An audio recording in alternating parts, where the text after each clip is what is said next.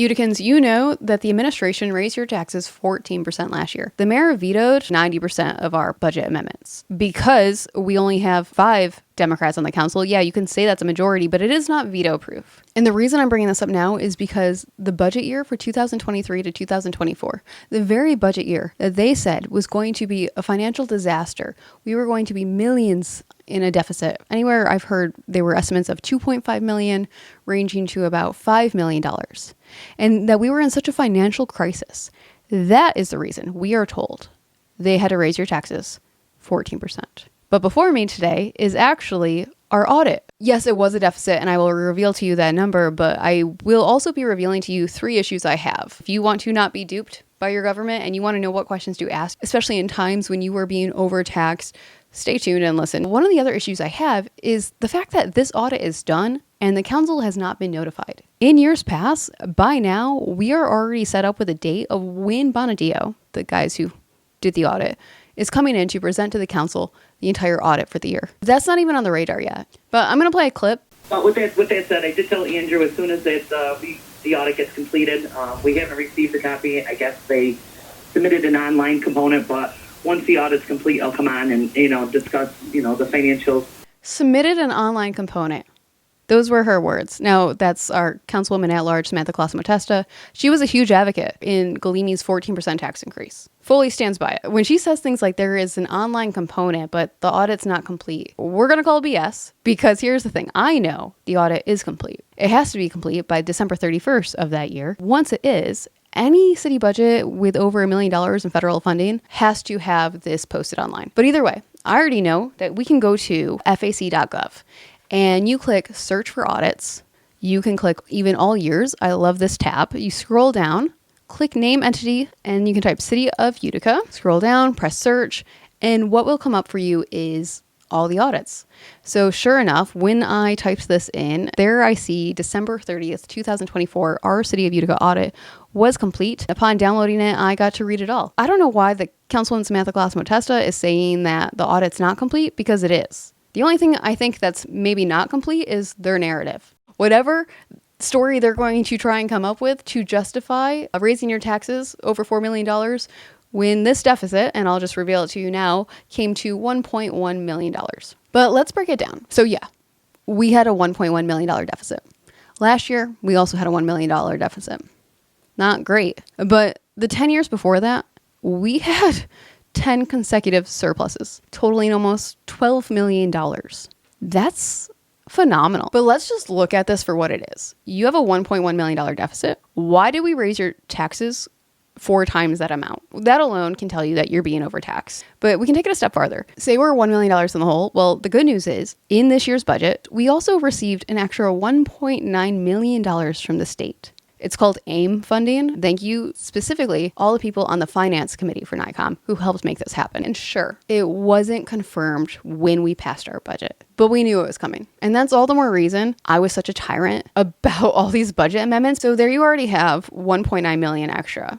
That already covers the $1.1 million deficit. The other issue I have with this budget is I've been following closely Munis, and that's our accounting software. I already knew the deficit was going to show to be $1.1 million, but when you go to our revenue lines, there is revenue we budgeted for that at the end of the year, the city did not charge those account lines. 2 specifically. One was $250,000 of ARPA money. That is ARPA money we use to pay the police salaries to reduce gun violence. That $250,000 never came out of ARPA to pay for those positions that we have funded. It came out of the taxpayer money. And then there's a second one, and that is $500,000 of our fund balance meant to pay the firefighter retro pay. Now, many of you may know the firefighters finally got their contracts completed. That meant we had all this back pay of we had to pay firefighters all at once. We knew this day was coming. Our previous budget director set up an account of restricted fund just meant for that from the fund balance of $500,000 extra. But the reason we were able to save for this contract is because, like I said, in 2019, we had a surplus of $1 million. In 2020, we had a surplus of $2.6 million. The next year, in 2021, we had a surplus of $3 million. Millions upon millions we were getting extra from the city, and it begins to become a point where you're like, ooh, we might be overtaxing the people. What are we going to do? So for the following year to turn out to be $1 million deficit, I'm personally okay with that because at some point you need to correct course. Ideally, we don't have deficits. But let's go back to these two accounts. So we have the money in our fund balance to pay for this $500,000 of retro pay. But the reason they didn't charge the fund balance is because either way, that fund balance is getting charged. Whether you have a deficit, the money's coming out of the fund balance, or whether you have what is called a planned deficit, which is directly what our budget budgeted for. But the reason they didn't is because if they charged these two accounts, then on paper, you would all know our deficit was actually only $350,000 max. The rest we had budgeted for and planned for accordingly. So when I say things like they're hiding money, this is what I mean. I mean things like not charging our grants and our revenue lines that we plan for, so it makes the deficit look worse than it is. I mean when it says that a budget director gets $90,000, but they're actually only getting $75,000 of that money. Or if other salary lines, it says $88,000, but turns out that person's also only getting $75,000. What are they doing with the rest of that money? They aren't telling us. That is lack of transparency. And they can get mad at me all they want, but instead of getting mad at me, I really wish they would just change what they do. But without that, the people don't know the accounting tricks and what is actually happening to confuse the public, because in the meantime, they are overtaxing you and they don't want you to know it. So like we said, we already have AIM. We already have upwards of $750,000 we did not charge from our own city accounts. But the third way we could have avoided this $1.1 million deficit is if Mayor Galimi actually sold the Kennedy parking garage for $1.5 million, like the council legislated him to do, to sell it to the hospital. Once we pass that legislation, it is then on him to finalize a contract and get it sold. And we would have actually had an immediate $400,000 surplus from that sale alone. But I suspect that's why he didn't, because a lot of the excuses will then be he immediately comes out and says, well, then we would have $6 million to move the sign shop, and then we have to find more parking spaces, and it actually costs the city. But that logic never makes sense, because then my rebuttal is to immediately say, well, no, if we keep this building, we now have the liability of maintaining it, and we have to then do the repairs. The repairs are minimum $12 million, and that was quoted years ago. It's got to be $16 million by now. So even if the city has to bond for something, what's cheaper? $6 million?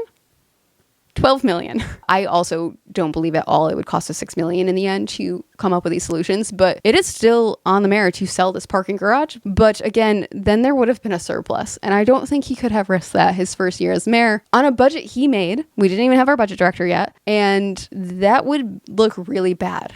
But you know what? It still is really bad. And the last thing I'll say about all this is you don't have to just look up the City of Utica. I highly recommend looking up cities throughout the state, because you will learn so much. And it is also another big indicator of what is happening here. How much we raise our taxes is absolutely insane. No other city that I can find raised taxes to the extent we did. Even worse, we also measured it based off of other people's fiscal stress scores. For 2 years in a row, Utica had a 0 fiscal stress score. That's incredible. Also, one of my favorite lines in this audit, it says, overall, there has been tremendous improvement in the city's financial position, as Utica has been upgraded by all 3 of the leading financial institutions, Moody's, Fitch, and Standard & Poor's, with the city earning its first A rating with Standard & Poor's for the first time in 30 years. For the first time in 30 years, S&P gave us an A credit rating. All of that alone should have been enough for red flags going off of the whole city coming up in arms saying, why are you raising our taxes over $4 million? On a year,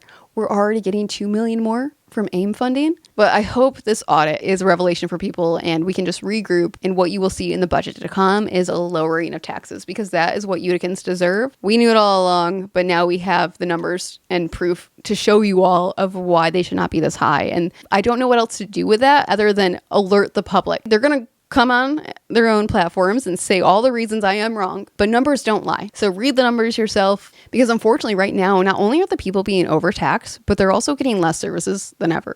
So those are the 3 issues I had. The new budget for 2025-2026 will have to be passed by March 20th. We have about a month before it comes to E&A, and we'll go from there. Again, Utica, I'm sorry you were overtaxed. And instead of saying just I'm sorry, I wanted to give you the explanation of why and how I think we can change things. Because, you know, it wasn't just your taxes that went up. It's also sewer rates that went up, and revenue we're not capitalizing on. Same thing I said last year, and it still stands today. Instead, we're taking it from the taxpayers, and we shouldn't be. Not everybody watches my channels. Not everybody watches these videos. So if you guys can spread the message, that'd be great. That's what we need.